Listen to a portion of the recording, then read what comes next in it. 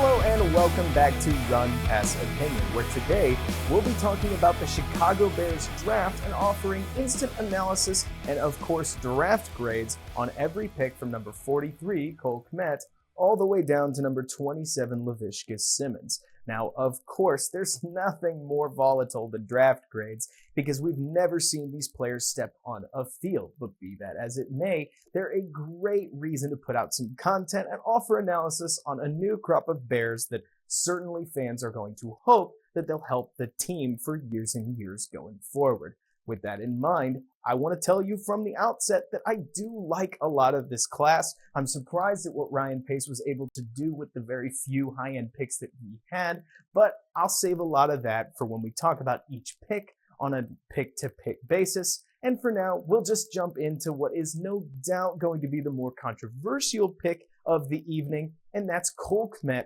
at number 43, the tight end out of Notre Dame. Now, I've got this pick marked as a C+, but I want to explain why. I know that some people on, say, Bears Twitter have decided that this is one of the worst possible picks that you could have had at 43.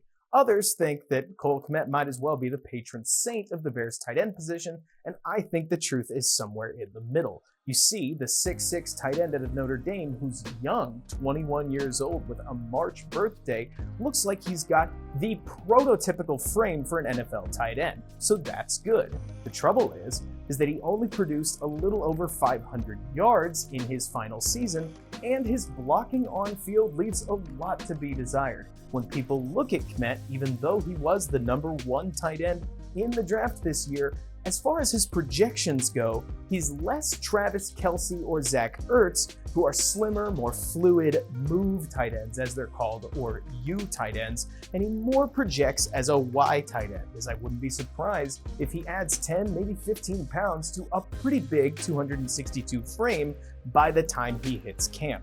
This means that he's going to be more likely following in the footsteps of, say, Kyle Rudolph on the Vikings, or maybe Jason Witten, than he is those two studs out of Kansas City and Philadelphia.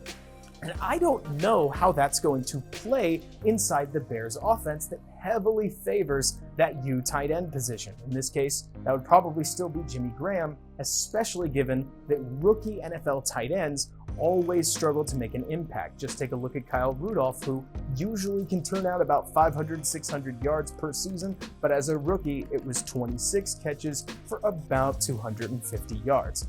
With that in mind, this is a future-oriented pick that, should things work out, by 2022, we certainly won't have an issue with the pick, and frankly, we'll never see tight end as a whole going forward. But given that it's about to be the 2020 season, I can understand reservations with studs like KJ Hamler, Grant Delpit, Antoine Winfield, and Denzel Mims still on the board at 43. Those 4 players likely would have made bigger impacts on next year's season, and Cole Kmet likely won't. He's got room to grow as a blocker and is a bit of a project, but as a reminder, his floor is a lot higher than, say, Adam Shaheen's. So I don't think we've got a bad player on our hands. I just can see people saying that given the Bears didn't have a lot of draft capital to work with, that would have been a great spot to trade down, though I wouldn't be surprised if the Bears were trying to avoid the Steelers, who quickly took Chase Claypool, that likely projects, or at least in some people's eyes, as a U tight end going forward. In my opinion, it's a C+. It would be a C on almost any other team, but on the Bears, who desperately needed a tight end, he fits a need. So he gets a C+ from me. But now let's move on to pick number 50, where I gotta tell you, my analysis, as well as anybody else's, is way more positive. This is Jaylen Johnson out of Utah, and he gets a flat-out A. I am amazed Jaylen Johnson fell at all. And yes, while he did have 3 shoulder surgeries, if you watch his tape, he is every bit the corner that anybody could want in a Chuck Pagano defense. This guy can play man coverage, off-man coverage, zone coverage, any coverage you want, and he plays it well. He's 6 foot tall and about 200 pounds, little less than that, but he plays with physicality, and he's smart when it comes to attacking his man.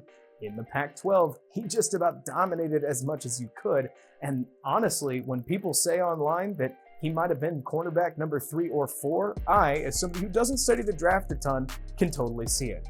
He is a cornerback that should be a mainstay on Chicago should he stay healthy going forward, and that is awesome, especially out of pick number 50. Don't be surprised if in 2 to 3 years, he's the best cornerback on the team.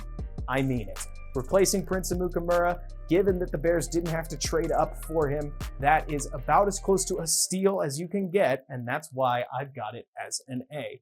And then, of course, we had quite the long wait for the next Bears pick, but they traded a future 2021 fourth-round pick to draft edge Travis Gibson out of Tulsa. Now, Gibson's an unusual case, but remember, we're below about round 4, so almost every one of these prospects is going to have a red flag of some sort, and I have given the Gibson selection a B+. I think it's a good pick, and the only reason, frankly, that I docked it is because we did have to trade that future 2021 fourth, and I certainly value our future capital. But as far as that goes, Gibson is about as good of a late edge prospect as you could get. Many Bears fans may remember Kylie Fitz before him, who amounted to basically nothing in the NFL. Gibson is, in my opinion, just about anything but that. Gibson is a developing edge player that really only started to blossom last year, but as a tackle for Tulsa, he had 15 tackles for loss and 8 sacks, and when he flashed, because remember, developmental players often flash and then they go quiet, his flashes were brilliant. He can use his arms well, supplies a lot of power, has great burst off the line, and as a third edge rusher going forward in a cost-controlled position, that's about all I could ask for out of a 5th-round pick. He gets 2 thumbs up from me, a B+ with only the trade docking him. I like this choice. And then we move on to pick number 163, which is Ville Doorn, a cornerback out of Georgia State. Now, I gotta be honest, I find it hard to watch a lot of these small schools, especially as somebody who doesn't watch enough draft film to really understand the nuances of nitpicking small school film. But the film that I did get to see was either highlights, where of course he's going to look good, or his LSU game, where, I'll just be honest guys, he kinda got shredded. But the 2 draft analysts that I know the best, EJ Snyder and Jacob Infante, who I really trust, both liked the pick. So I'm gonna mark it as a B- and move on from there. My reasoning? This is a selection at cornerback that puzzles me a little bit. Ville Doorn is supposedly a pretty solid player. Again, I don't know him top to bottom, but more interesting to me is that he's drafted to play more than likely the same position as Duke Shelley, drafted last year in the 6th round. I'm a little curious as to why the Bears would so suddenly seem to move on from Shelley, but maybe they just want to have their ducks in a row, or they don't think Shelley is going to work out at the nickel position going forward. Either way, taking a position, corner, that the Bears seemingly already had covered is the main reason that I pushed this down a little bit. Plus, I don't know the player a ton, but I'm going to trust my draft guys and keep it in that B region. We'll call it a B-. And then the Bears made a trade. They moved up to number 173 in a trade that I personally loved because really all it did was shuffle around our current pick assets, so we didn't give up anything from the future, and they drafted a receiver that I think the Bears needed in Darnell Mooney out of Tulane. Now, of course, everybody knows how great it was the last time the Bears drafted a Tulane player in Matt Forte, so I'm giving this one an A, not because of Forte. Let me clarify. Mooney fits a need that the Bears had as soon as they cut Taylor Gabriel. He's got speed, and a lot of it, running a 4.38 40-yard dash at the combine. Mooney's not only fast, but he's also great in the air when it comes to adjusting to the ball, and has tons of highlight reel catches under his belt that involved him leaping, making a great adjustment, and hauling a ball down.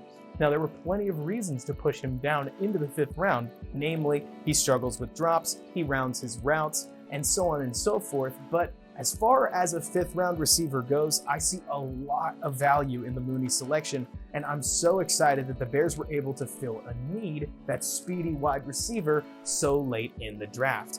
Would I have liked to potentially see them draft a safety? Sure, but maybe I would have done that in Ville Doorn's place. In Mooney, we get exactly what we need and a great addition next to the competitive Anthony Miller, the sure-handed Allen Robinson, frankly just a stud, and now Mooney, who adds to a receiver room including Ridley, Patterson, and so on and so forth. I really like this pick. It gets an A from me for a reason. there's almost nothing to complain about when it comes to this. And then we've got the 2 7th rounders, Arlington Hammbright and Levesque Simmons. And I'm going to be honest, I don't have a ton of analysis to give about these guys, not only because 7th rounders don't give a ton of value to their teams usually, but also because, especially in the case of Levesque, there's not a ton of film from Tennessee State. But what I will say is that both of these guys, from everything that I can tell, profile to be fleet-footed, athletic linemen that fit pretty well, in theory, in a zone scheme. I'm curious to see how that's going to project at the NFL level or what Juan Castillo can do with them, but I'll save the analysis for whenever we get to see them in camp. And that's the draft class, and overall I have them marked as a B- class, but hold your horses. I just have to give them that kind of a grade because if you were to weight the picks from pick number 1 in the draft all the way down to the bottom, the Bears, with their grades and pick numbers, didn't quite have enough capital to score higher than a B-. As you can see, I like a lot of the selections, and including the 7th rounders, most of them are in a direction I would have liked to see the Bears go anyways. But overall, this is about as efficient class as you're going to get, but even efficiency can't quite get above that B- region. I think that's more than fair. If they'd had a first round pick, they would have had a real shot at a B+, maybe even an A-. But for now, B- is about as good as they could have done, given that they had 5 picks in those first 5 rounds, 3 of those being 5th rounders. And that's what I've got for you today. I can't wait to see these guys get out on the field and prove who they are, especially Cole Kmet, who, though I know I only graded his pick a C+, I want to see him blow expectations out of the water because there's nothing I like more than cheering for our players. If he can become that Kyle Rudolph role, after all, he will be providing the Bears a reliable receiving threat for years and years, just like Desmond Clark did oh so long ago.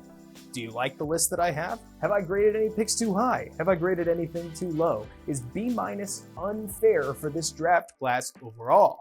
You let me know in the comments, and if you like this video, make sure to like it or subscribe to the channel. I'm Robert Schmitz with Run Pass Opinion, and have a great rest of your day.